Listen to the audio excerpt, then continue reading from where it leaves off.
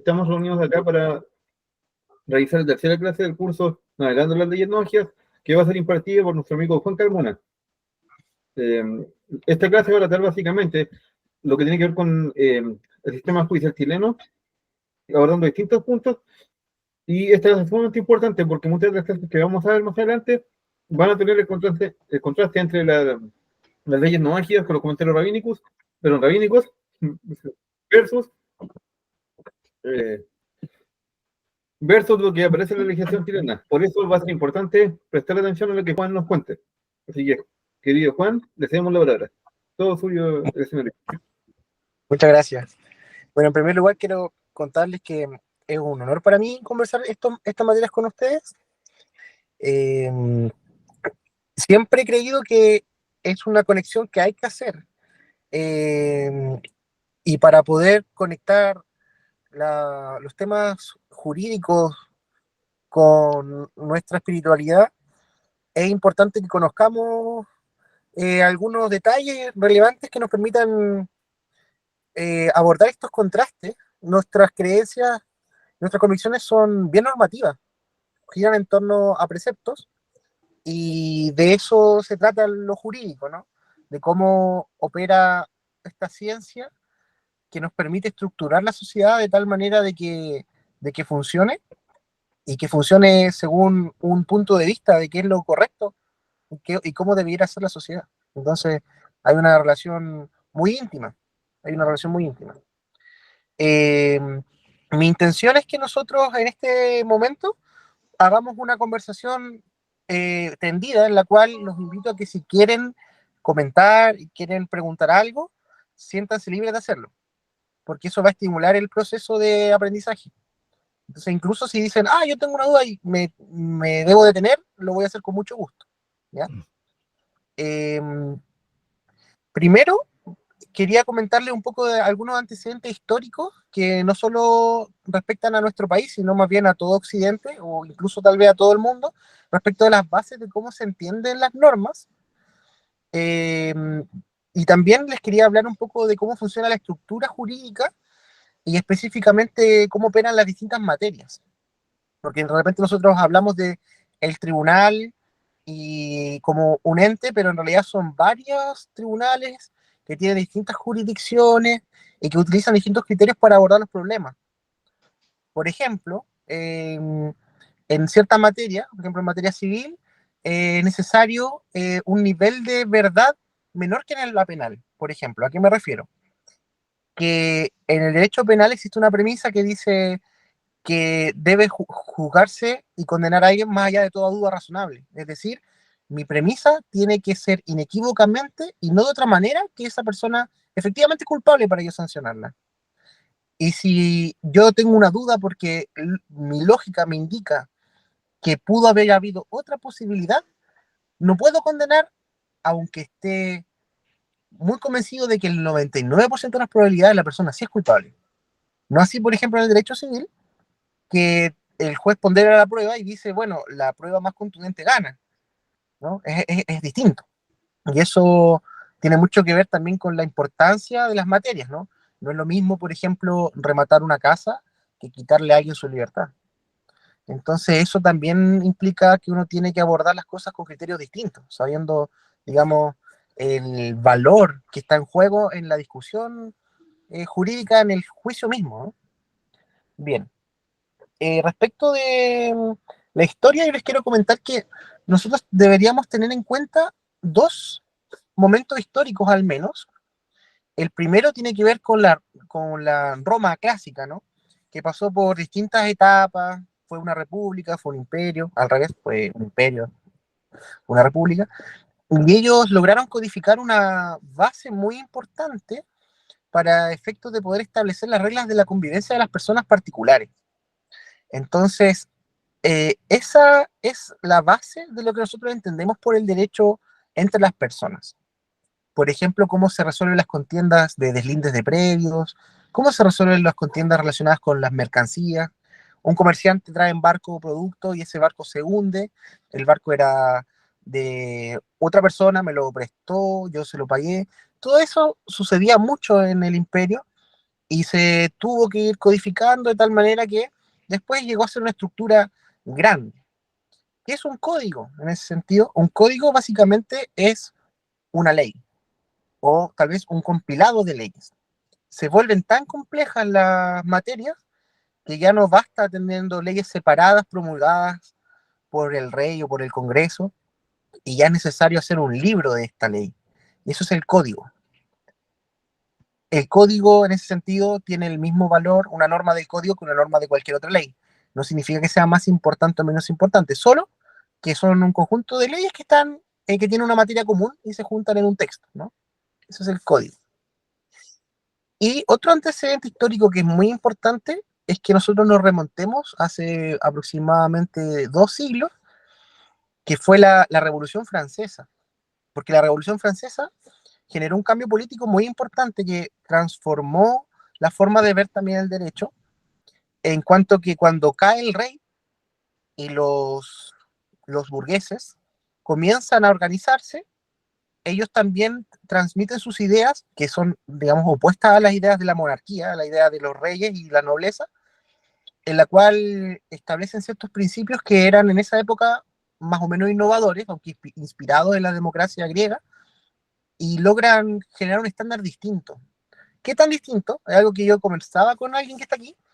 Imagínense, por ejemplo, que la pena de cárcel, que uno piensa que es más o menos las penas más graves, excepto por la pena de muerte, digamos, y que uno tiene la sensación intrínseca de que es un castigo milenario, ¿no?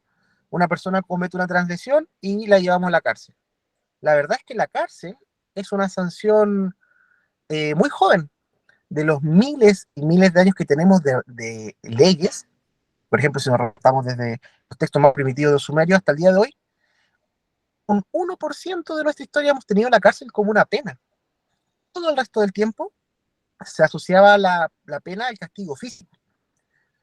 Por ejemplo, alguien robaba y no sé, tal vez se le cortaba un dedo. Y eso hace un par de siglos simplemente dejó de pasar.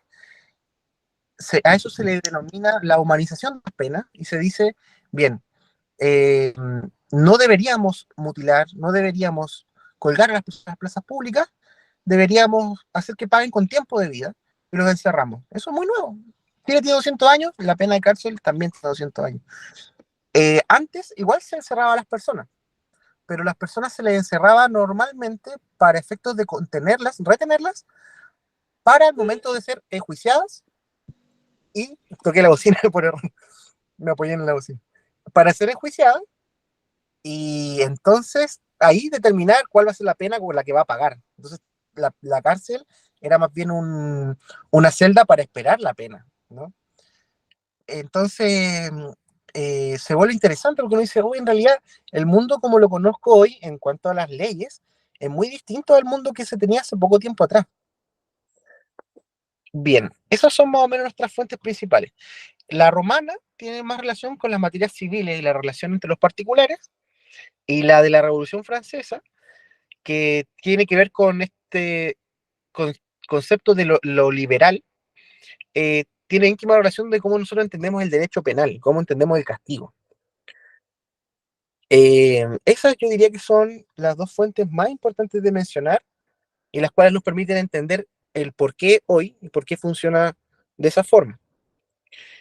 Nosotros hace no mucho nos conectamos en una clase que era de Derecho Constitucional, que fue a petición de miembros de la comunidad, que fue muy enriquecedora en lo personal, y esa clase se conecta mucho con lo que vamos a hablar ahora, porque nosotros cuando hablamos de Derecho Constitucional, en ese momento aprendimos que el Derecho Constitucional básicamente es el marco, el margen de acción que va a contener una forma de ver la vida incluso, y que le va a poner límites a las otras normas. Por ejemplo, si en una constitución se concibe que el derecho a la vida no puede ser quitado por una sanción penal, una ley no puede declarar una sanción como la pena de muerte, ¿no? Porque sería inconstitucional y por lo tanto no puede ser aplicable. Hay mecanismos para revisar esa inconstitucionalidad que son judiciales. Hay algunos pormenores que no voy a ahondar, pero el marco constitucional básicamente nos permite, ¿cierto?, tener una cancha de acción, de juego para la discusión política que después se transforma en leyes. Eh, esa es la esencia. Es muy difícil, en ese sentido, hablar de derecho constitucional sin hablar de política, que es algo que a veces se pide, ¿no? Que dicen, bueno, hablemos de derecho constitucional, pero no dejemos de lado la política. Es imposible porque la Constitución básicamente, de hecho, se llama Constitución Política de la República.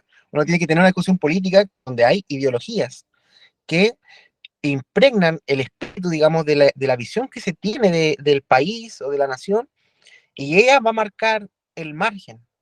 Por eso una constitución, por ejemplo, no sé, imagínense, la constitución política de la Unión Soviética tiene un espíritu muy diferente a la constitución de, no sé, imagínense, la constitución primigenia que hubo en Estados Unidos. Son distintas porque hay concepciones distintas de qué es lo bueno, qué es lo malo. Hay concepciones distintas respecto de qué es lo más importante, qué es lo menos importante. Y eso se traduce después en el marco que tiene el legislador, ya sea el Congreso o el que corresponda, para establecer las leyes. Entonces, es, es muy importante la discusión política para llegar aquí.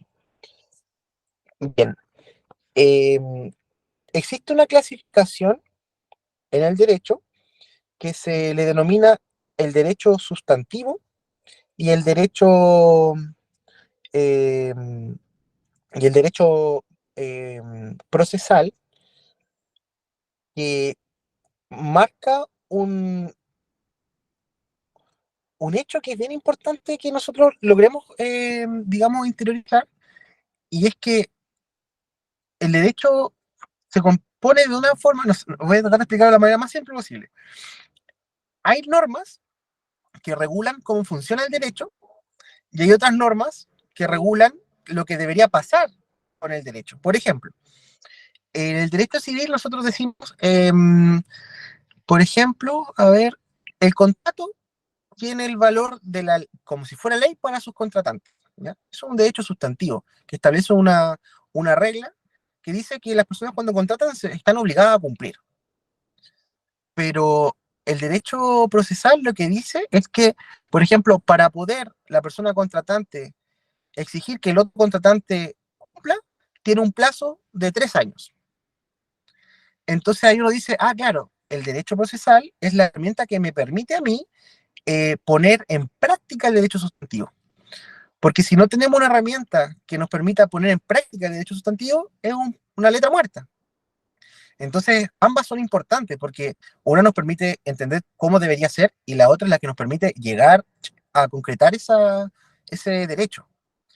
Es muy interesante eso. Por ejemplo, imagínense un arrendatario deja de pagar su arrendo y pasan 2 o 3 meses. El arrendador dice, chuta, págame. La ley dice que tú después del segundo mes que no pagues, yo te debería echar. Y entonces el arrendador dice, bueno, ¿y qué? ¿Qué pasa con eso? Y él responde, no sé, voy a ir a los carabineros, voy a ir a sacarte a palos, voy a demandarte.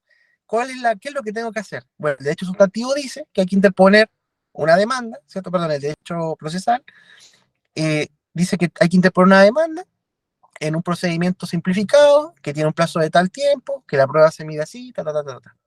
Entonces ahí conjugan, ¿cierto? Como las ideas un poco hipotéticas que tienen las leyes y cómo se pueden concretar realmente. Eso es lo que impide, por ejemplo, que alguien pueda sacar al arrendatario que no paga a palos o llamar a los carabineros y que ellos se metan. Ellos no se van a meter porque la norma del proceso dicta otra cosa, ¿no? Entonces tenemos aquí estos dos carriles que son fundamentales para que funcione el sistema. Bien. ¿Alguien tiene algún comentario, alguna duda? ¿Se le ocurre algún ejemplo de lo que hemos comentado? ¿No? Bien. En cuanto, voy a saltar ahora a otra rama que tiene que ver con el derecho penal y las sanciones, los castigos y todo esto. Y les quería comentar que es importante tener en cuenta que, a ver, Nelson tiene un comentario. Sí, lo que pasa es que es como una duda, porque estaba hablando un poco de alguien que no paga el arriendo, qué sé yo. Para un ejemplo de una toma, yo estoy como pensando, en el caso de que fuera un delito, ¿el carabinero no puede actuar por ser infragante el delito? Muy buena pregunta, muy buena pregunta. Bien, Nelson, mira, es interesante porque si hay un hecho constitutivo de delito, las fuerzas de orden público, ya sean carabineros, policía de investigaciones, tienen la facultad de entrar incluso a propiedad privada para efectos de detener la comisión de ese delito. ¿Ya? Entonces, por ejemplo, si alguien asalta a una señora y salta una pandereta y un carabinero está detrás de él, él puede saltar esa pandereta y detenerlo, independientemente que sea propiedad privada o no. En el caso de las tomas es complejo por dos razones. Una, por una razón jurídica, y es que normalmente cuando las personas ocupan propiedad privada, en el caso, por ejemplo, de los que gente que se toma una casa en particular, no estas comunidades que sucede más ahora, sino, por ejemplo, una casa abandonada, yo la uso, no se puede determinar si es delito o no, porque en términos civiles es necesario determinar cuál es el título por el cual la persona habita el lugar. Y eso es un asunto de discusión jurídica en materia civil. Entonces, por ejemplo, alguien se toma un predio y dice, bueno, es que yo no me lo tomé, yo estoy aquí como por mera tolerancia de otro dueño, porque hay dos, por decir algo. Eso el carabinero no está facultado para mirar un certificado y decir, efectivamente, no, eso es contienda judicial. Entonces, eso es lo que permite dilatar mucho el hecho de que una persona se le saque del lugar. Pero hay que entender que, en principio, es por la dimensión civil que se retrasa, y esta oscurece la dimensión penal que puede ser repelida con rapidez. Entonces, por ejemplo, si alguien se toma un terreno y en el mismo día o los 2 días se concurra a la fuerza pública, sería jurídicamente correcto. Pero si pasase una semana, ya se nubla y se debe resolver en sede civil, ¿no? Independientemente de que existan responsabilidades penales aún y que se puedan acreditar en el futuro. Entonces, es por no sé en su predio de que fue ocupado en mucho tiempo, pero después esta persona pierde el juicio civil y la persona que fue la que denunció esto, que hizo la demanda, puede querellarse penalmente. Querellarse es similar a demandar, pero la querella se hace en materia penal y la demanda se hace en materia civil. Es algo que quieran. Y de repente del mismo hecho surgen hechos de connotación de relevancia civil como de relevancia penal, incluso al mismo tiempo, que es un caso como el que plantean eso. Gracias, Juan. ¿De qué? Fabián Hay parece que quería. Fabián quería consultar. Sí, disculpa, es que Ahí sí. ahora sí. No, respecto a lo que comentaba, gracias por aclarar esa duda, porque también tenía una pregunta relacionada con eso. Y lo que iba a comentar es que lo que menciona sobre el derecho procesal y el derecho sustantivo, cuando veamos lo que tiene que ver con el mandamiento de establecer cortes de justicia, es súper importante que lo tengamos presente, porque eso lo vamos a retomar, pero desde perspectiva rabínica. Así que gracias por explicarlo, Juan, porque yo la verdad cuando lo tuve la primera vez me costó entenderlo. Ahora lo entiendo, pero es complejo. Por ejemplo, cuando en la Mishneh Torah se habla de cuántos testigos se necesitan para poder considerar que un hecho es cierto, eso es 100% procesal. De hecho, en materia civil, en derecho procesal civil, se establece cuántos testigos se necesitan para acreditar algo o no. E incluso establece, por ejemplo, el valor que tiene cuando dos personas dicen lo mismo, o cuando una persona dice algo, otra dice otra cosa y otra dice lo mismo que dijo la primera.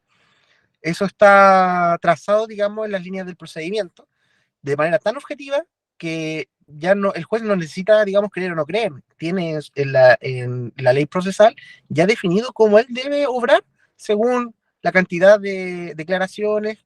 Conteste, se llama. Conteste significa que dos personas entrevistadas, digamos, como testigo, digamos, digan lo mismo, ¿no? Entonces, claro, hay una relación muy interesante. De hecho, a mí me sucedió cuando estuve leyendo el libro del Camino Gentil Justo, que al que puedo acceder gracias a ustedes que lo subieron acá y lo estaban estudiando en clase. Veía que, claro, hay normas milenarias que hoy día las tenemos, o a veces son un poquito distintas, se han pulido un poco, han habido diferencias, pero pero básicamente la esencia del derecho que uno estudia en la facultad es, hay 1000 contrapuntos con lo que nosotros estudiamos como noagia. Es muy interesante y muy importante comprender. Bien. Quería comentarles, vamos a saltar ahora a otra área, y es que nosotros habíamos dicho que justamente el derecho constitucional era el marco del legislador para establecer las leyes penales, civiles, laborales, de familia, y qué sé yo. La materia penal es una materia muy interesante porque tiene ciertas particularidades, atendiendo a que justamente también son las reglas que buscan resolver los conflictos que son los más graves, porque implica sanciones que son muy graves, como la pérdida de la libertad, ¿cierto? Y lo hace justamente porque busca proteger algo que se considera muy valioso. Con esto quiero decir básicamente que siempre que hay una norma penal, hay detrás un valor, una cosa que la sociedad valora mucho, quiere mucho, respeta, aprecia mucho, que se está cuidando cuando hay una norma penal. Esta cosa valiosa, en términos jurídicos, se llama el bien jurídico protegido. Entonces, por ejemplo, podríamos hacer ejercicio y les puedo preguntar, ¿cuál es el bien jurídico protegido en la ley que castiga el homicidio? ¿A alguien se le ocurre? ¿Cuál es la cosa valiosa de la sociedad que se cuida cuando uno dice, ¿sabe? Castigo con cárcel el homicidio. ¿Alguien por ahí, por allá? La vida. Luis. La vida, exactamente. La vida es. Claro. No, pero me guardo silencio. Exacto. Ahora voy a plantear otro. ¿Cuál es el bien jurídico protegido respecto de la norma que castiga las lesiones? Cuando alguien lesiona a otro. Luis. Uy, La Mateo. integridad física. Exactamente, integridad física. Oye, ¿qué facultad tiraste tú, Luis? Ahora viene uno más Juan difícil. Carmona. Ahora viene uno más difícil. ¿Qué bien jurídico protege la ley de tráfico? Se está cortando, Juan. Se cortó, Juan. Vuelve a Ay, repetir si no me Sí, equivoco. entendió. ¿Me escuchan ahí? Dale. Ya, A ver. vale. Ahora viene una más compleja. ¿Qué bien jurídico protege la ley que castiga el narcotráfico?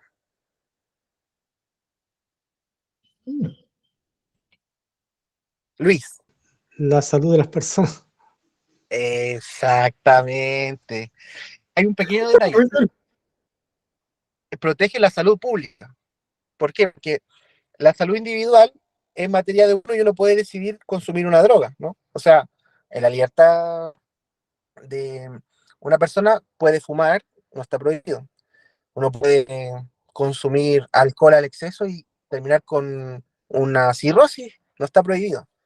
Entonces, existe la duda y uno diría, pero entonces, ¿por qué las drogas están prohibidas si hacen daño como otras que hacen daño? Lo que dice el legislador, cuál es el espíritu, es que dicen, no, lo que pasa es que cuando alguien trafica drogas ilícitas, no daña solamente al consumidor, sino que provoca un problema de salud pública. Se expande una suerte de pandemia de adicción, de la cual el derecho debe cuidar a la colectividad. Entonces se entiende que el bien jurídico protegido por el legislador al proscribir, al sancionar por traficar, es la salud pública. Es bien discutible, pero ese es el origen, digamos, esa es la cosa valiosa que se busca establecer. En torno a la legislación penal, hay un tema que también es importante mencionar que tiene que ver con Fabián. Cuéntame. Disculpa, en relación con lo que mencionas sobre la salud de las personas, lo que mencionas tiene mucha relación también con lo que sucedía en pandemia. Había mucha gente que, no sé, que cuestionaba ciertas medidas sanitarias adoptadas por autoridades, pero el asunto es que cuando hablamos de enfermedad infectocontagiosa, es una enfermedad que se puede transmitir de persona en persona. Por lo tanto, es un asunto de salud pública. De ahí que habían tantos acuerdos al respecto. Entonces, cualquier cosa que atente contra la salud pública, bajo esa premisa, debería ser sancionada. Y a su vez, también también desde un punto de vista sanitario se deben tomar medidas para evitar que eso se transmita, por las consecuencias que puede encadenar. Sea, independientemente de qué tanta gente muera, porque a veces la gente piensa piensa que lo importante acá es si eso mata o no a alguien. En realidad no, es por los problemas que puede acarrear consigo. Puede que la persona no muera, pero por ejemplo quede con limitaciones para realizar tal cual tarea, y la verdad con una discapacidad. Entonces, por eso. Exacto. De hecho, Fabián propone un tema que es muy interesante, que hay que siempre tener en cuenta, que tiene que ver cuando se chocan dos derechos, porque hay una consagración constitucional respecto de la libertad civil. Las personas tienen derecho a transitar por las calles, tienen derecho a votar, tienen derecho a reunirse libremente, pero por otro lado también existe el problema de que a veces esas libertades chocan con otros derechos. Por ejemplo, en la salud pública se busca, ¿cierto?, asegurar el derecho a la salud de manera colectiva, y en el momento de pandemia se oponían ambos derechos, porque uno dice, claro, o sea, yo tengo derecho a reunirme libremente, pero ahora hay una ordenanza, una resolución administrativa que me está prohibiendo salir, me está prohibiendo juntarme con cierta cantidad de personas. Entonces, ¿cómo se resuelve eso? ¿Cómo se resuelve? Es un tema muy interesante de debate, siempre está, de hecho. ¿Qué opina Luis al respecto? Sí, ahí es donde entra a regir estos estados de excepcionalidad diferentes para diferentes Claro, motivos que afecten al... esa es la solución, justamente. Esa era la solución jurídica. Yo estoy convencido que Luis estudió antes de venir, pero la solución es la siguiente. En la Constitución, cuando se establecen los derechos constitucionales, hay una parte donde se establecen las excepciones constitucionales.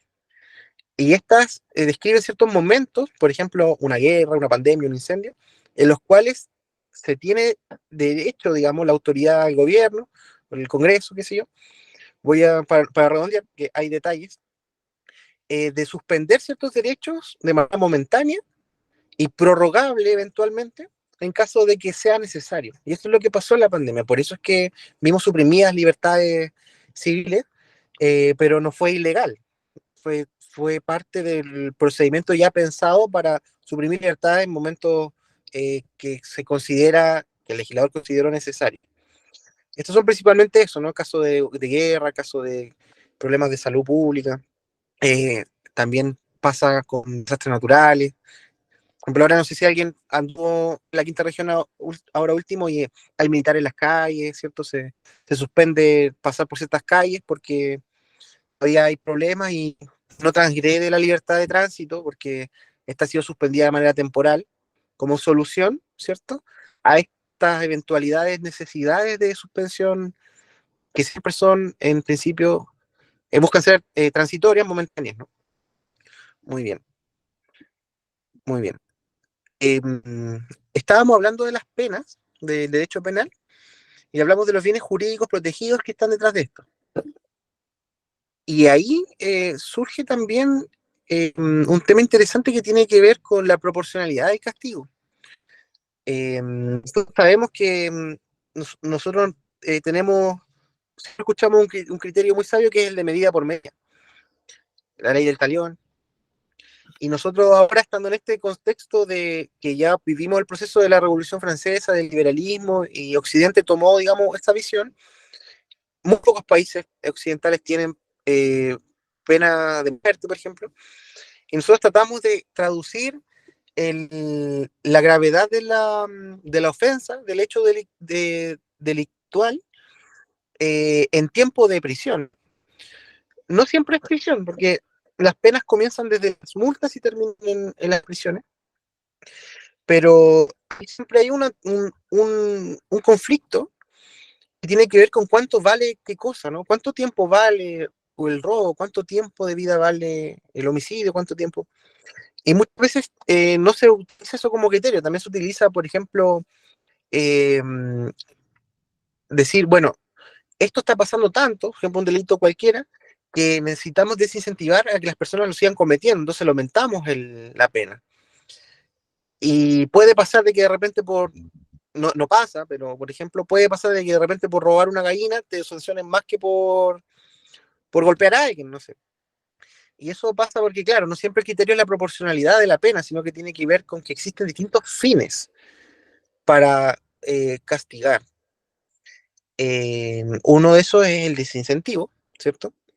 Otro de esos es satisfacer la necesidad de justicia misma de las víctimas. Y otra, ¿cierto? Justamente es como la compensación proporcional de los daños causados. Muchas veces estos se contraponen y genera mucho debate. En ese sentido, por ejemplo, también les puedo contar que en términos procesales penales sucede algo muy interesante, y es que cuando el paralelo, en materia civil, cuando alguien comete un acto que es susceptible de ser juzgado, lo hacen una persona se enfrenta a otra persona, digamos, natural o jurídica, pero se resuelve entre particulares. Por ejemplo, Luis versus Juan, por un libro perdido, ¿sí? Luis versus Juan. Pero en el caso penal no sucede así. En lo penal, el Estado es el que se aboga la contraparte de quien cometió el delito. Es decir, es Juan contra el Estado de Chile, no contra la víctima. Por ejemplo, una persona hurtó dinero, es descubierto, en el juicio no se enfrenta Juan o la persona, no fui yo, la persona contra el que robó contra la que fue robada, se enfrenta el Estado contra la persona. Y eso genera una sensación un poco de poca participación de la víctima. La víctima dice, chuta, pero que me robaron a mí, pero yo no he podido resolver esto, yo no soy una parte, yo soy como un testigo en este juicio, no, porque es el Estado contra la persona, no yo. Entonces me siento aparte, me siento un poquito relegado. Eso sucede justamente porque el Estado, digamos, como el derecho por sobre los particulares de ejercer la violencia, que es algo que se habla mucho en la teoría por ejemplo, de Hobbes, Locke, no sé si alguna vez lo han escuchado, y también genera una contraparte que tiene que ver con que el Estado es un ente muy poderoso, muy grande, ¿cierto? Entonces, el derecho penal, con esto después atiendo la palabra, el derecho penal en realidad más que un conjunto de normas que buscan sancionar a los delincuentes, es un conjunto de normas que busca ponerle límites al Estado para sancionar a las personas, entendiendo que en el origen se castigaba a las personas de manera muy brutal respecto a cómo se hace ahora. El derecho penal vino a humanizar el castigo, no vino a agravarlo. Y eso es muy interesante, porque al final, claro, dice, claro, o sea, el Estado, si quisiera, te aplasta como un bicho, pero en la ley penal le pone un freno a ese castigo. Bien, alguien había levantado la mano. Sí, quería ver el tema de la autotutela, eso. Ah, bien, súper interesante, la autotutela. Bien. Justamente, existen muchos autores que hablan del Estado y todos llegan un poquito a la misma conclusión de que nosotros como que vivimos en un mundo donde las personas hicieron una especie de acuerdo, como que hay un contrato entre la humanidad que se le denomina el contrato social, que establece, digamos, los parámetros mínimos de convivencia. Ojo, interesante. Estos autores, básicamente, cada uno le da una explicación distinta, pero lo que todos convergen es que esta suerte de contrato social en el cual nosotros vivimos establece que es necesario legarle la capacidad de ejercer la violencia a un tercero que nos represente. Porque si no viviríamos en un mundo del caos, donde, por ejemplo, si a mí me quitan algo, yo después a la vuelta pego, y si al que le pegué después a la vuelta mata, y vivimos después en una suerte de estado permanente como de guerra, ¿no? Nunca podríamos desarrollar sociedades si nosotros vivimos en ese estado permanente de conflicto. Entonces las personas, se supone, no es un hecho histórico, esto es más bien un hecho más filosófico, ¿no? Las personas dicen, ¿sabes qué? yo voy a sacrificar parte de mi libertad entregándole esta justicia, digamos, a un tercero, que es el Estado, digamos, para yo cambiar esta libertad por tranquilidad, ¿no? Yo vivo más tranquilo, tengo una casa, no, tengo menos miedo de que venga alguien y me robe todo, ¿no? Y yo a cambio la libertad de ir y resolver por mano propia todas las cosas, ¿cierto? La autotutela que menciona Luis es básicamente eso, ¿no?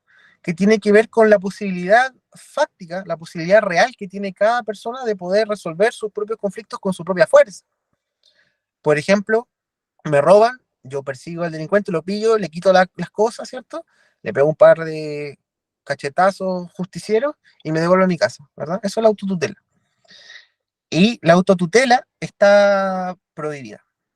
La autotutela está prohibida, porque nosotros vivimos en un Estado, ¿cierto? Bajo un Estado, en el cual nosotros le legamos el derecho del castigo a ese Estado y a la fuerza para que resuelva esta contienda y nosotros no vivir en este estado de guerra permanente.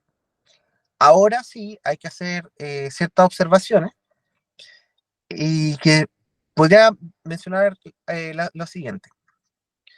Cuando uno estudia la ley penal, uno no estudia solamente, digamos, los delitos y sus sanciones.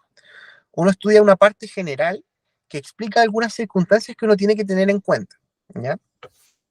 En estas circunstancias que uno tiene que tener en cuenta, existen algo denominado las circunstancias modificatorias o eximentes de responsabilidad penal. No los quiero marear. Es lo siguiente. Por ejemplo, hay cosas... Fabián, cuéntanos. Disculpa, antes de que sigamos, tengo una duda. Es que Dígame. tengo una duda filosófica respecto a la idea del contrato social. Ajá. Bueno, eh, parte de, parte de las imposiciones, entre comillas, que conlleva el establecer el contrato social, tiene que ver con la carga tributaria. Bajo la premisa de algunos grupos, por ejemplo, libertarios, Sí. el contrato social es algo que básicamente, algo que consideran que no tiene mayor valor como argumento para que el Estado cobre impuestos. Por otro lado, están aquellos que señalan que efectivamente los impuestos como tal tienen ¿cómo decirlo? Su lugar o su fundamento en ese contrato social. ¿Qué puedes señalar tú al respecto? Desde un punto de vista tributario. Bien. Espera, ¿me podrías repetir lo último que dijiste? ¿Qué puedes señalar tú lo que refiere a la relación entre el contrato social y los impuestos? Claro, bien, sí. Súper buena observación, Fabián. Mira, yo en lo personal creo que en general las ideas que pretenden, digamos, achicar al Estado a su mínimo posible, generalmente son muy soñadoras. Pero en realidad, claro, primero sí, hay que llegar a la conclusión de que el contrato social y la relación con lo tributario es muy simple, ¿no? El Estado que se abroga, ¿cierto? Como el derecho de ser el único que ejerce, ¿cierto? La violencia organizada, tiene que financiarse, ¿cierto? Y este se financia a través del tributo. El tributo siempre existe en todas las estructuras de gobierno, independiente de cuál sea el tipo de gobierno, ¿no? Porque la estructura tiene que sustentarse, ¿no? Entonces yo creo que siempre es importante y discutible plantear lo correcto o lo incorrecto que puede ser el monto que se paga y la forma en que se gasta. Creo que esa discusión siempre es muy sana, muy importante de hacer, independiente de la postura política que tengamos. Pero si me preguntas por la relación entre la autotutela y el tributo, bueno, es ese, ¿no?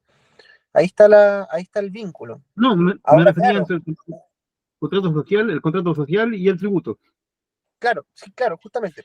El contrato social básicamente nos explica de manera filosófica cómo es, por qué para qué existe el Estado en lo macro, ¿no? Como que, es decir, el Estado, no necesariamente pensemos en el Estado moderno, pensemos en cualquier, digamos, organización política, que regula, digamos, la vida de un territorio determinado, de una nación o un pueblo. esa relación siempre va a estar vinculada con el hecho material de que se debe financiar las operaciones, ¿no? Entonces, ese es el vínculo. Y ahora, si, claro, nos ponemos a reflexionar, a filosofar en una sociedad libre de tributos, igual también podríamos llegar tal vez a la conclusión de que puede financiarse esta estructura sin tributo a través de otra forma, no sé, habría que innovar. Pero la financiación y la existencia están íntimamente vinculadas y no una depende de la otra.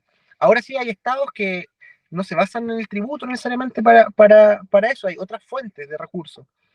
Por ejemplo, también está se habla del Estado empresario en el liberalismo clásico, de que esta estructura se financia a través de su propia empresa, ¿no? Que tiene que ver con la industria pública. Pero creo que ahí de repente saltamos a otra discusión, pero creo que por ahí va. No sé si te satisface esa respuesta en realidad, Fabián. No, Es sí, muy bastante.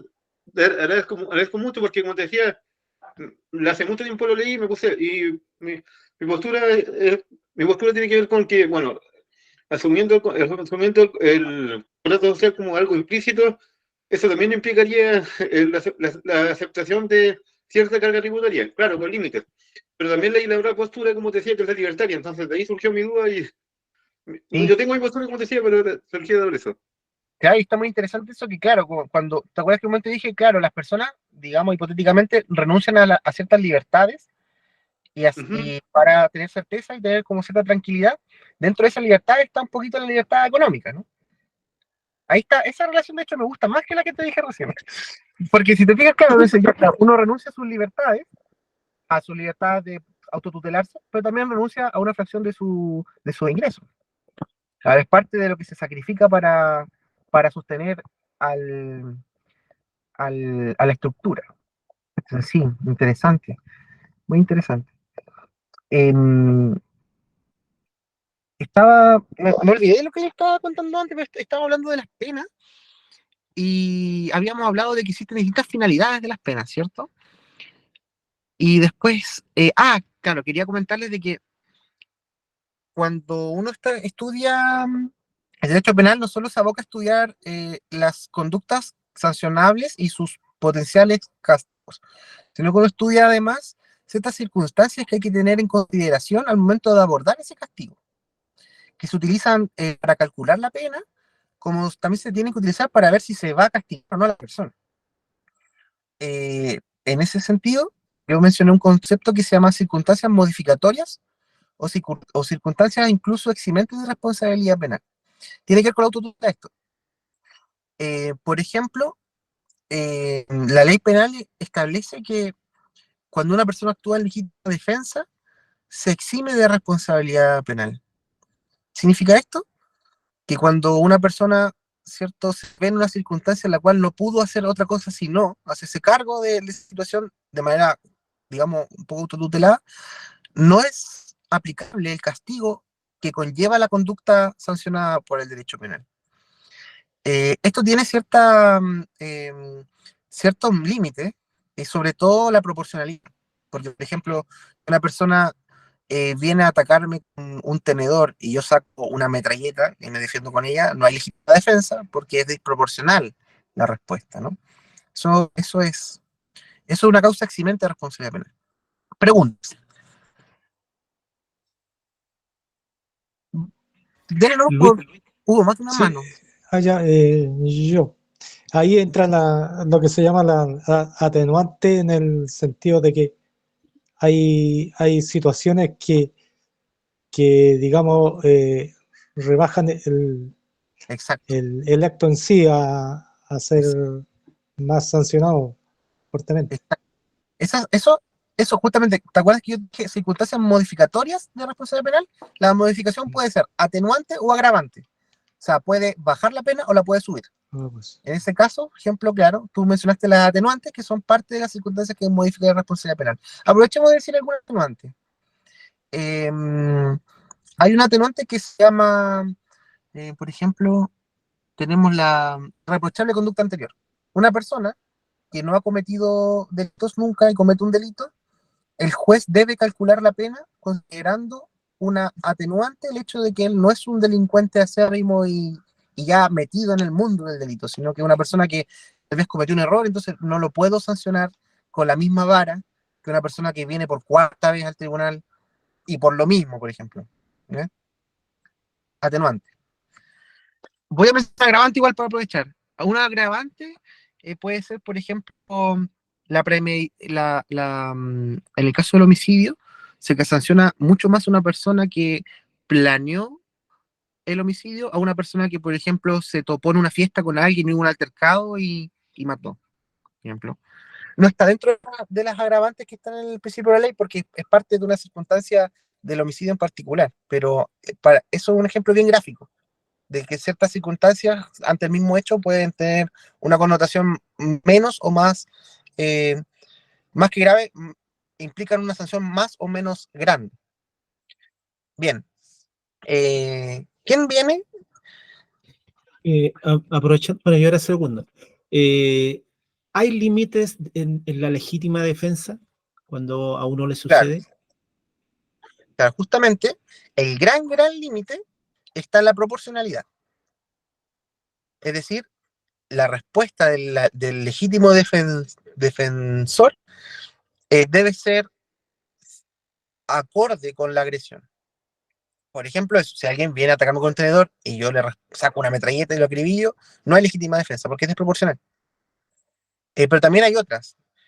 Por ejemplo, bueno, también hay, esta amenaza tiene que ser real, esta amenaza tiene que ser próxima, ¿no? Y asimismo se deben dar ciertos presupuestos para que la legítima defensa lo sea por tal. Hay un caso que a mí me llama mucho la atención a propósito de esto. ¿No se acuerdan ustedes de un caso de una persona que iba un padre y un hijo en un auto y los asaltaron y les quitaron el auto? Se fueron en el auto. Y estos padres e hijos tomaron otro auto que tenían y lo persiguieron, lo atraparon y lo mataron al ladrón. ¿Se les viene a la mente algo, por ejemplo, a propósito del bien jurídico protegido? ¿Se acuerdan que hablamos del bien jurídico? Ahí hay algo raro, ¿no? ¿A alguien se le ocurre? Sí, ahí violaron el bien protegido de la vida del. Claro, porque del ellos estaban protegiendo un auto y cobraron una vida. El bien material vale menos que la vida, entonces no aplica la legítima defensa, porque uno no puede defender un bien material con sacrificando la vida, ¿no? Esa es la desproporcionalidad. Ahora tal vez ellos pudieron haber sido asaltados y haberles robado el auto y ellos haber creído que estaban corriendo riesgo su propia vida y haber repelido el robo y que haya fallecido el ladrón. Ahí sí podría haber legítima defensa, porque no se trata de que lo hayan matado, se trata de que lo mataron para recuperar un auto y no lo mataron por defenderse para proteger la vida propia, ¿no? Entonces, hubiésemos pensado que la proporcionalidad exige de que a la autotutela que implica la legítima defensa no podía ser tan excesiva, ¿no? Hay un buen límite. Bien, más preguntas hay por ahí, ¿no? Nelson. Sí, era como aportar, así como un par de días atrás, no sé, fue ayer, antes de ayer, había un hombre que estaba defendiéndose de un asalto y tenía un arma y disparó a la pierna, parece un delincuente. Usó la legítima defensa, pero estaban diciendo que el arma no estaba correctamente inscrita, iban a multar a la persona por usar su arma. Entonces, bueno, está bien, no está bien inscrita, pero es como, se me imagina a mí, no sé el delito, pero es cuando uno anda con la restricción atrasada del auto. No es lo mismo, no sé si aplicará como para que sea más importante el hecho de que no está bien inscrita el armamento, está inscrita, pero estaba en otra dirección, ¿no? Y entonces, ¿por qué el arma estaba ahí y no está en su dirección original? Era esa como la disposición original. Y lo otro es lo que se sanciona. Lo que la ley sanciona son acciones, no son ni intenciones. Eso era lo... ¿Eso es una pregunta o una afirmación? Sí, es una pregunta. Si es que, porque no es la intención de robar o con la intención de matar. Es si es que se mató o no. Sí, es muy interesante. Lo que estás planteando de eso es muy, muy interesante. Mira, voy a responderlo primero y después vamos a ir para atrás. Efectivamente, el derecho penal no castiga meras intenciones, meros pensamientos. Los pensamientos están en una esfera interna que no se puede castigar, ¿ya? No obstante, a veces el tipo penal, es decir, la conducta que se castiga, necesita una reflexión interna previa, ¿cierto? Que puede hacerla más gravosa incluso. Por ejemplo, la premeditación, de la que yo hablaba, que el homicidio premeditado es más caro, digamos, cuesta más castigo que un homicidio fortuito en una fiesta, tiene que ver con eso, que el aspecto interno, el fuero interno del hechor, tiene un valor jurídico distinto, pero eso no puede ser castigado por sí solo, tiene que exteriorizarse de cierta manera, ¿verdad?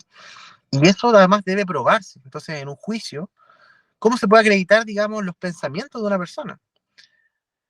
Tiene que haber ciertas exteriorizaciones que nos permitan inferir esa reflexión interna, ¿cierto?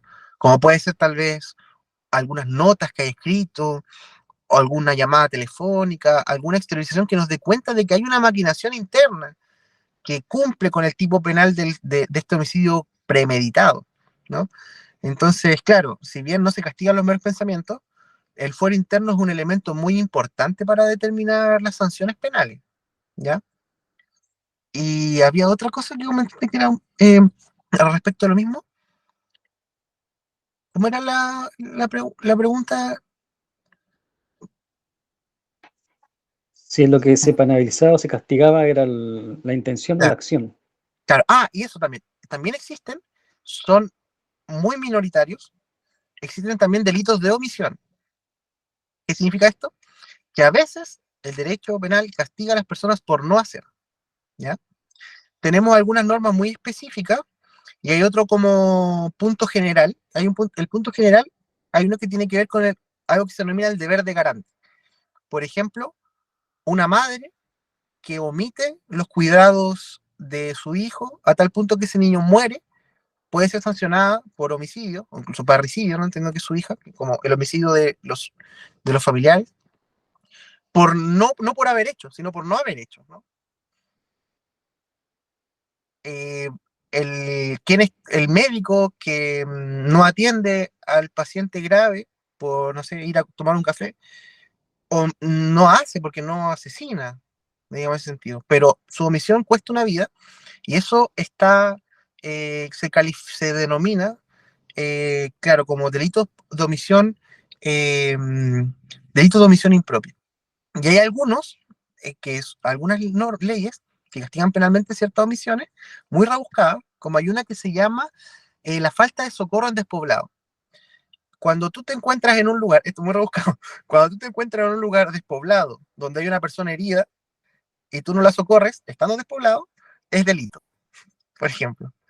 Es difícil, como que uno vaya por el desierto y se encuentra una persona, digamos, herida, tendida en la arena, y uno la ve y sigue su camino, podría estar cometiendo un delito de omisión propia, por ejemplo. Eso son pocos. Había otra cosa mira, no, respecto a lo primero que tú habías preguntado, es importante tener en cuenta que a veces hay cosas que van por carriles distintos. Por ejemplo, pudo haber operado en el caso de la persona que disparó, de que había legítima defensa incuestionable, y eso resuelve el asunto penal controvertido por el delito de lesiones que él cometió. Pero uno no puede absorber con eso otras responsabilidades penales o administrativas que pueden haber alrededor del hecho, ¿no? ¿A qué me refiero con eso? Si una persona está manejando sin licencia y en esa vuelta salva a otra persona de ser robada, no implica que la persona está manejando sin licencia, porque una es responsabilidad penal y otra es responsabilidad además no penal, es responsabilidad administrativa. Entonces, es difícil sostener jurídicamente la idea de que una cosa perdone la otra, ¿ya? Aunque hay a veces excepciones jurídicas, por ejemplo, en temas migratorios, pasa que, eh, por ejemplo, una persona que trabaja, una persona migrante que no está regularizada su situación migratoria y trabaja en el comercio formal, no sé si está contratado, no se puede, a través de la información que da un juicio laboral, por ejemplo, por un incumplimiento que no se le pagó el sueldo, se revela el hecho de que la persona no está documentada, no se puede sancionar ese hecho ahí en esa instancia. Porque si uno sanciona esa instancia, priva a las personas de ejercer sus derechos laborales. Entonces se sopesan los derechos y dicen, no, a esta persona las tenemos que proteger para que el derecho laboral cumpla su objetivo, y paralelamente el derecho migratorio tendrá que buscar otra fuente de información para encontrar a las personas que tal vez puedan estar cometiendo. A veces pasa, pero tiene que estar regulado. Bien, Luis tenía una pregunta, me parece, ¿no? O Nelson, ¿está bien con eso, cierto? ¿Fue una respuesta satisfactoria? Súper. Luis. O Está Fabián. Fabián antes. Fabián está muteado. Ahora sí, mi primera pregunta tiene que ver con lo que acabas de responder sobre el tipo de responsabilidad que tendría la persona en caso, por ejemplo, de haber evitado un asalto con un arma que no estaba inscrita. Ya me quedó claro el tipo de responsabilidad. Pero lo que quería complementar era sobre lo que señalaba Nelson respecto a la intencionalidad. Creo que, si bien es cierto, en derecho penal se juzgan actos más que intenciones, quizá una forma de visibilizar o de objetivar la intencionalidad se ve, por ejemplo, en un homicidio donde se ven las características del ataque que se le hizo a la víctima. Y en base a eso, si se determina que fue con ensañamiento, se puede ver que hay una intencionalidad previa que a mi juicio sería un agravante, quizás. Claro. No, de hecho, el ensañamiento propiamente tal también es una agravante responsabilidad en el caso.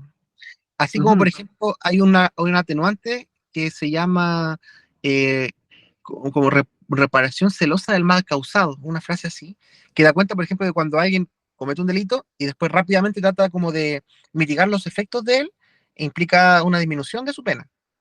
Así, por el contrario, una persona que se ensaña recibe una pena mayor. Es bien interesante. Pero, pero por ese lado yo, en el sentido de que el ensañamiento sería una manifestación de la intención de asesinar a esa persona por rabia, donde va por un carril distinto. cosas más. Va por un carril distinto. De hecho, el ensañamiento podría incluso, en algunas circunstancias, dar cuenta de que está menos planeado, como que está más en caliente. Hay un atenuante de responsabilidad penal que se llama arrebato u obcecación, en el cual se examina la circunstancia de que la persona haya estado en un estado de euforia tal que no le haya permitido racionalizar su conducta. Por lo tanto, no debería juzgarse con la misma dureza que una persona que está, digamos, fría actuando. El arrebato de obcecación se utiliza mucho, los defensores lo usan mucho. Por ejemplo, un ejemplo clásico es como lo que llaman como pasional.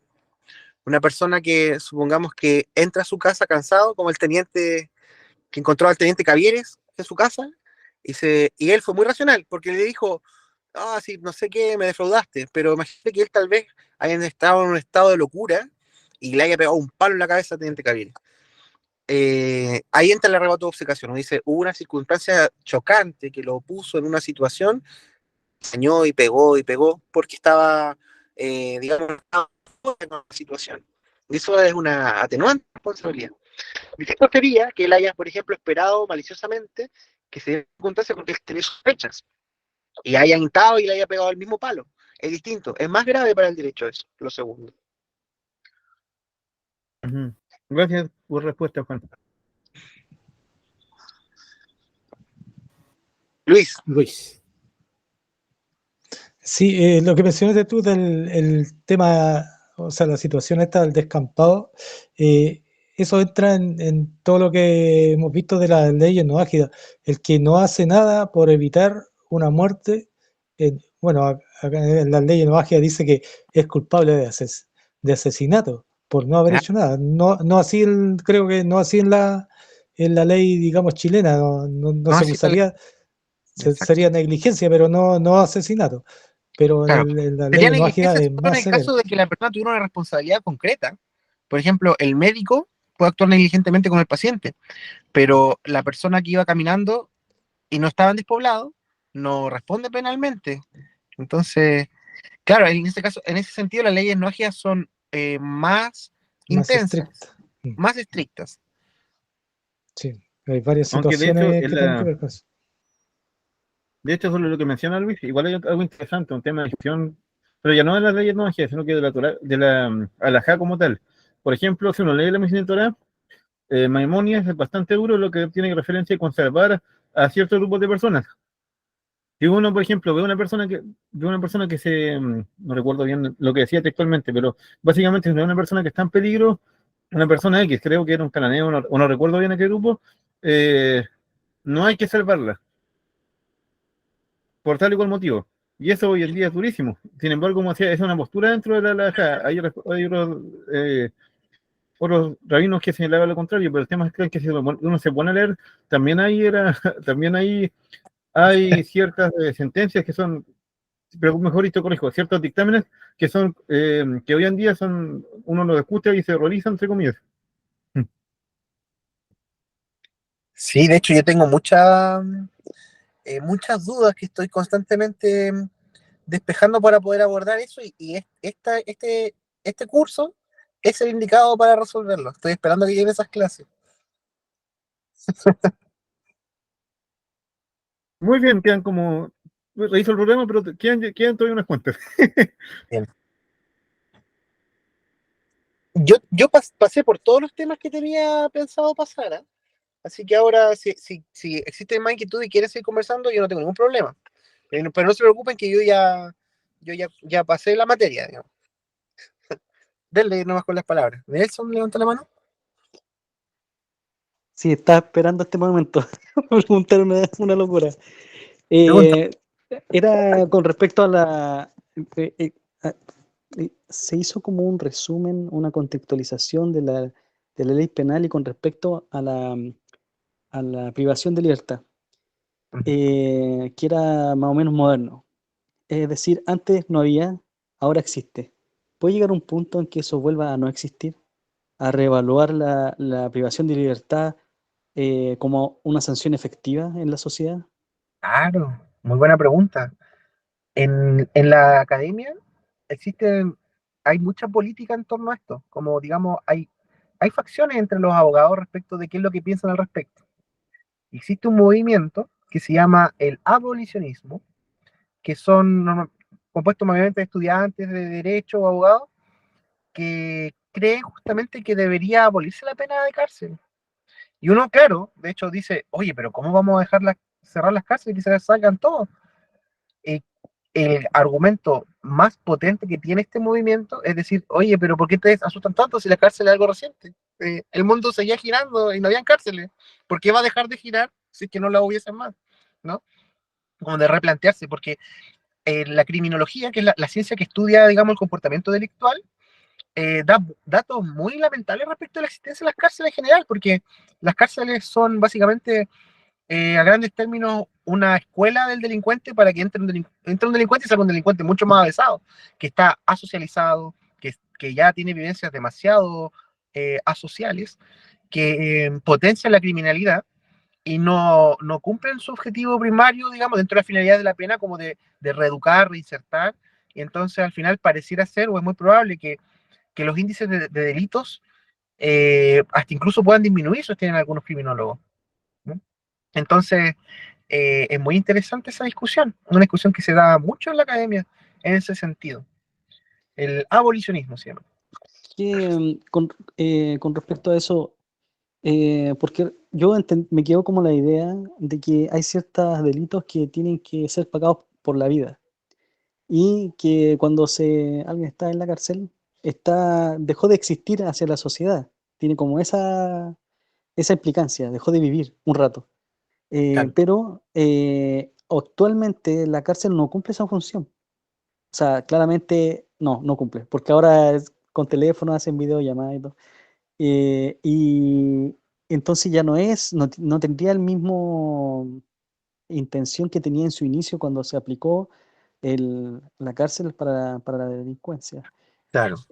Si fuese pensando un poco en esta cosa de la ley no ágida, como hay que hacer cortes de justicia, etcétera, eh, o sea, implica o fuerza a tener otro tipo de sanciones. De hecho, bueno, a mí ese es un gran tema. Yo tengo, voy a sincerarlo, tengo algunas contradicciones en lo que entiendo, pero yo entiendo que tiene que ver con mi limitación. ¿Ah? Pero a mí me llama mucho la atención, por ejemplo, que se habla mucho de la pena de muerte. Y algo que yo me he formado, digamos, eh, bajo una concepción en la cual es una solución que es muy debatible. Entonces, creo que es importante hacer esos debates y es importante también que logremos comprender cuáles son exactamente las implicancias de las normas que estamos estudiando. Pero sí, de hecho, bueno, respecto de eso, pasa mucho, o sea, y en general, las personas tienen una idea de sanción, en general, las personas tienen una idea de sanción que nunca se satisface completamente. Siempre uno siente que hay cierta impunidad, que falta, digamos, mano dura o lo que sea. Y, y generalmente las personas que se dedican como al estudio del fenómeno criminológico, eh, normalmente tienen posiciones eh, disidentes de esa visión, ¿ya? En el sentido de que los datos arrojan cosas distintas para el criminólogo que, por ejemplo, lo que uno ve en la tele. Entonces, los criminólogos suelen ser, no sé si pro imputados, pero suelen tener una visión más sensible de lo que implica, digamos, el valor de la pena. Por ejemplo, nosotros siente tal vez que un año de cárcel es poco, pero la verdad es que la cárcel es un infierno. No sé, creo que un año es una vida ahí, ¿cachai? Entonces, creo que es importante hacerse ese debate y nutrirlo de muchas visiones también. También que se queda muy atrás, tal vez, lo que implica, por ejemplo, cómo lo vive la víctima. La víctima obviamente quiere que la sanción sea ejemplificadora y que logre resarcir, digamos, el daño que le provocó en su alma, ¿cachai? Pero si nosotros usáramos el sistema penal, el castigo, en función de ese sentimiento, sería desproporcional. Entonces hay muchas contradicciones que hay que siempre resolver en esta materia. Es difícil, es bien difícil.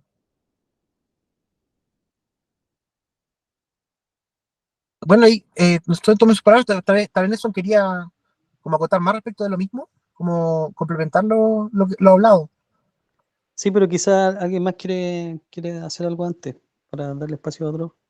Bueno, yo soy más breve. Luis.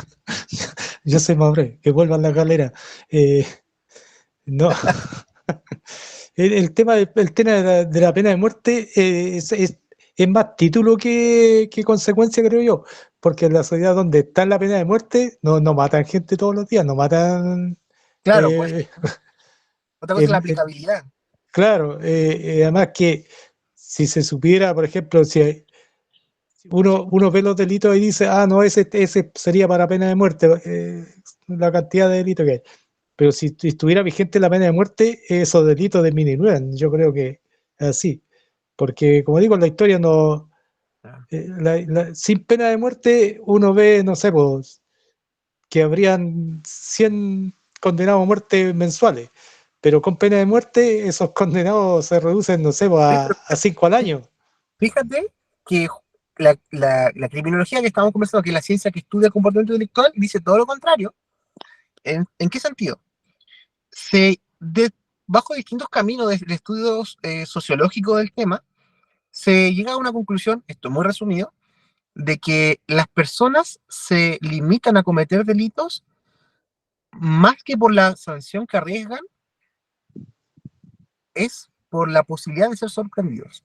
Es decir, por ejemplo, si un delito cuesta 2 años de cárcel y yo lo aumento a 10, eso no va a cambiar. La cantidad de gente que comete ese delito no va a cambiar. A menos que las personas tengan la certeza de que si lo cometen van a ser sorprendidos en el acto y van a ser atrapados. Y para eso tú lo puedes haber tenido en 2 o en 5 y no lo hubiese hecho igual. Sí, pero eso son digamos, las teorías de la criminología, pero la No, evidencia es que empírica, no son teorías, ¿qué es que dice? sí, esa es la evidencia empírica. La criminología no hace teorías solamente. La criminología maneja los datos y llega a la conclusión a través de los datos. ¿Cachai? Entonces, sí, es sorprendente lo que te digo, pero eh, eso dice la ciencia al respecto. No es algo que, no es de un romántico que se le ocurrió. ¿Cachai? Y no te hablo solo de una escuela criminológica, hay muchas escuelas criminológicas, eso no se discute tanto. Lo que pasa es que también hay un tema que, algo que se denomina el populismo penal, ¿no? Que nosotros, las leyes no las hacen los criminólogos, evidentemente las hacen los legisladores. Y los legisladores buscan legislar en torno a la votación popular. Entonces, también sucede mucho de que las leyes no se redactan y no se formulan en torno a lo que necesariamente va a generar una mejor convivencia, sino que más bien es satisfacer una sensación. Entonces, el legislador que consulta a los criminólogos para hacer leyes no existen, porque los criminólogos no son muy populares, porque llegan a conclusiones que no son las que la gente de repente le gustaría escuchar, ¿cachai? Ese es el gran problema que sucede, justamente. Pero no, Luis, no te lo digo, no te lo digo como una mera idea, es ciencia, ¿no? Te lo aseguro. Todavía me parece que tiene palabra, ¿no? Sí, sí, es que relacionado con lo que como comentaban ahora, a mí también me genera, a ver, al igual que, al igual que te pasa, al igual que te pasa a ti, a mí también me genera una cierta disyuntiva o una discrepancia cuando estudio lo referente a las sanciones que hay las sanciones que hay ante la transgresión de las 7 leyes versus lo que vemos en la realidad, en nuestra realidad. Bueno, de partida hay que siempre aclarar lo siguiente: toda corte de justicia que no es judía es no ágida. ¿A qué me refiero con eso? Como les comentaba en la primera clase, no ágida en el Talmud es un término global que se emplea para toda persona que no es judía. Por lo tanto, bajo esa premisa, todas las cortes son no ágiles. No hay que esperar a construir una corte ideal para poder comenzar a legislar. Ahora, lo que sí se puede hacer es que tanto adhieren estas cortes a las leyes no ágiles. Y ahí es donde empieza mi disyuntiva, mi discrepancia. En teoría, para que una corte de ley no ágida pueda aplicar la pena de muerte, debe ser primero en una sociedad que adhiera a la observancia de las 7 leyes como un todo. Segundo, bajo esta corte, en teoría, la transgresión de cualquiera de las 7 leyes eh, puede ser, o sea, se castiga con la pena de muerte, específicamente con la decapitación, pero eso lo vamos a ver más adelante. No voy a adelantarme tanto. Y eso igual que es un poco complejo. Hay ciertas circunstancias que, claro, sí entra la responsabilidad penal bajo el Código de Magia, pero también ahí uno se lleva eh, hay ciertas contraposiciones y genera también puede generar debates, pienso yo, entre nosotros y entre los rabinos también, ¿por qué no? En lo personal creo, por otro lado, que, que igual es importante considerar el contexto histórico en que se vive. Por ejemplo, Claro, si hablamos de la idolatría, la idolatría, hoy en día la idolatría como existía en la antigüedad no existe prácticamente. Hay otras formas de idolatría. Entonces, cuando hablamos de idolatría, si bien es cierto, claro, se puede mencionar la realidad es distinta, hay cosas que hoy en día no se aceptan y que antes se asociaban a la práctica de idolatría, ahora se sancionan socialmente, entonces igual también pienso yo que a la hora de hablar de las leyes no magias, es importante considerar el contexto social, cultural e histórico en el que estamos. claro, justamente. Ese es el tema. ¿Dónde está esta tarea nuestra, ¿no? Lograr llegar como a ese punto de equilibrio, ¿no? Que logre medir, adecuarse al contexto histórico-social, nacional, junto con, digamos, conservar el espíritu del precepto. Es algo que tenemos que crecer en eso, ¿no? Lograr llegar.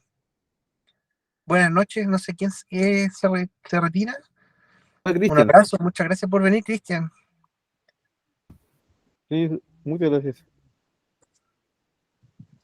Vale, Nelson tiene la palabra. Sí, yo creo que ya con esto yo termino, y con esto ya nos vamos a la miércoles. Me voy a la miércoles con lo que voy a contar, no sé. A Es ver, un comentario, pero no sé, así se me ocurre a mí. A mí cuando estaba leyendo las leyes nógidas y terminaba el párrafo diciendo, bueno, esto es es pena de muerte, para pena de muerte, o pena capital. Y claro, al principio uno lo lee y es chocante. Eh, la cosa es cómo uno está leyendo el texto. ¿El texto es dogmático o es que intenta dar una regulación al respecto? Y para mí, el hecho de que diga esto es para pena para capital o pena de muerte, está diciendo esto es lo peor que puede pasar. Claro. Pueden haber otro tipo de ilícitos, pero nada como esto. Esto es como lo peor que puede hacer. Entonces está dando como el techo máximo a lo que uno podría llegar como la maldad pura. ¿Sí? Entonces, Claro. si fuera un parámetro de decir, bueno, este es pena capital, etcétera, veamos si es que, como darle la otra vuelta al tornillo, es si es que esa sanción o esa sentencia es humana o divina.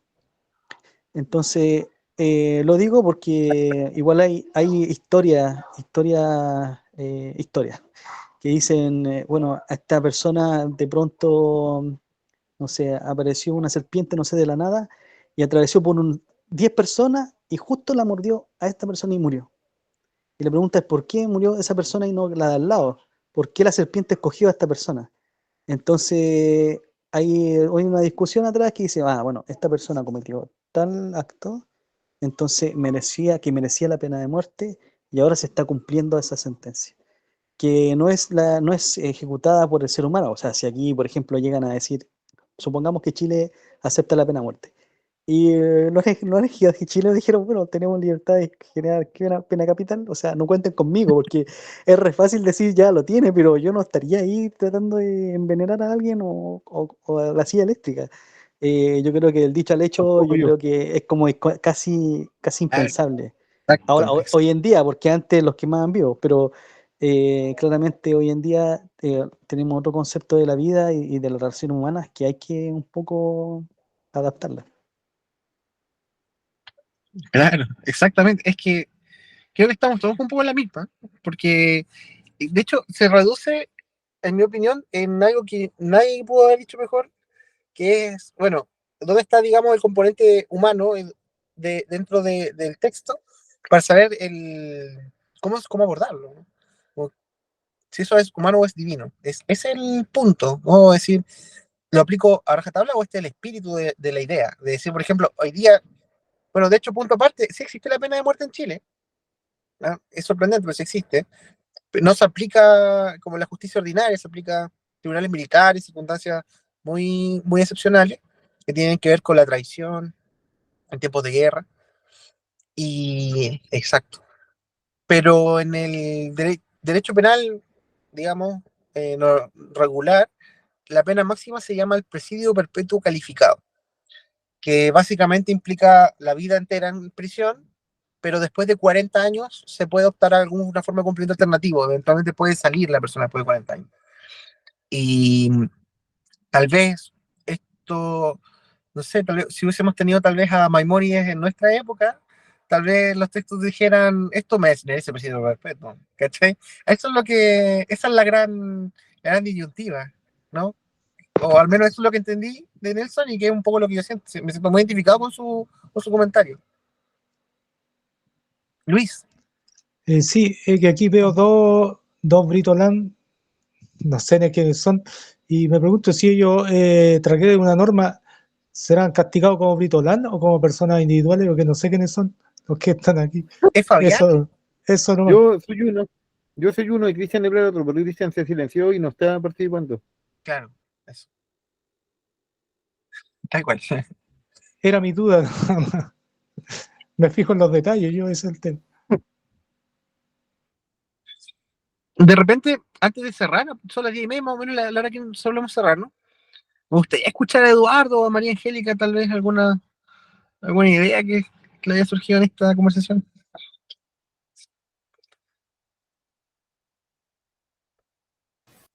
Bueno, la verdad es que acá estoy en el trabajo y me han interrumpido tanto, por Dios, que la verdad no estoy en condiciones de hacer alguna acotación. Gracias.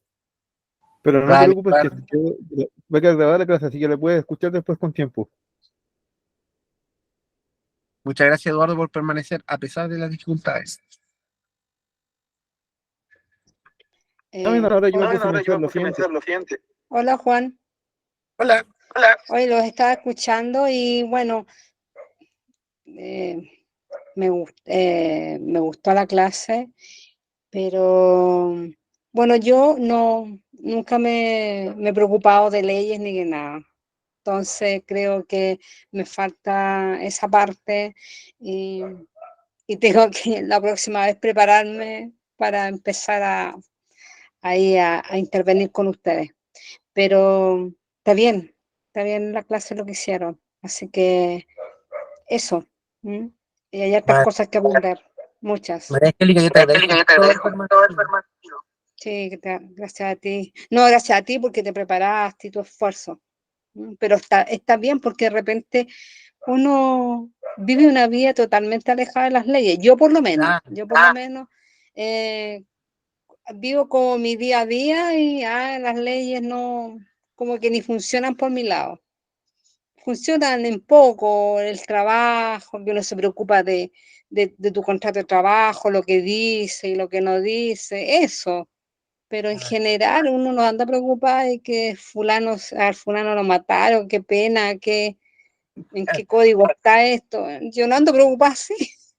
No, me preocupo de mis cosas como más íntimas, ¿no? Que me Tal vez toca usaba vivir ejemplos muy día a día. constantes. Eso. Entonces, como que si ya me expando más en las leyes, ya no, sabes que no, ya no, ahí sí que no. Pero está bien tu clase. Me da el incentivo a tener que estar más pendiente, porque no solamente existe mi mundito, existe el mundo de los demás también. Y tienen leyes. Eso, ¿ya? Muchas gracias. Gracias a ti. Bien. Sí, abogado, Diga. la frase mágica, el desconocimiento de la ley no te exime de responsabilidad. Exactamente. Bueno, y también aplica mucho en las leyes no ágiles, ¿no? Esa premisa se lee mucho, bien universal. Es imposible que aplique un sistema sin esa premisa, ¿no? Aunque, un poco latero, esto es bien rebuscado, pero existe en excepciones. En derecho penal existe excepciones, por ejemplo, una persona extranjera que, como en Alemania, el límite de velocidad, ¿no? De conducir. Tú puedes andar a 300 kilómetros por hora, no hay sanción. En las partes donde tal vez deben haber excepciones en ciertas calles. Si una persona que vive en un país así, viene acá y se excede en velocidad, cometís un delito, podría ser discutible que hay un eximiente de responsabilidad penal. Pero son casos muy específicos, muy rebuscados.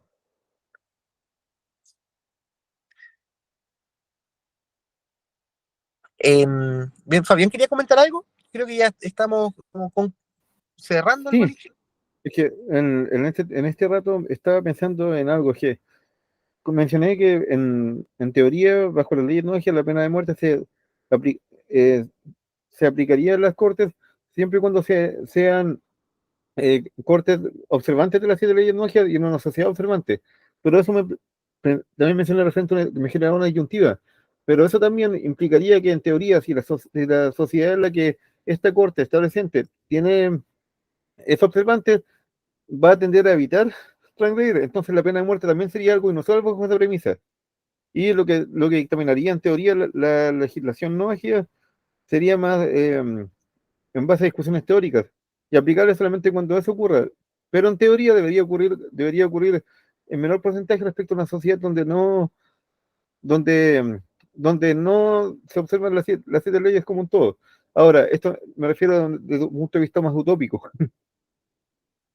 Pero intentando entender la premisa, porque como decía, de por sí me generó un tía. Comparto la opinión de Nelson y la tuya sobre la pena de muerte, pero intentaba racionalizar y entender por qué se tenía ese criterio. Pero bueno, esto más adelante lo vamos a retomar cuando comencemos a ver lo que tiene que ver con cada ley y lo que establece la legislación no ágida versus la legislación nacional. Bueno, Claro, sí. Es un camino que tenemos que recorrer, ¿eh? sí, así es. Y bueno, ¿queda algo pendiente? ¿Alguna pregunta, muchachos?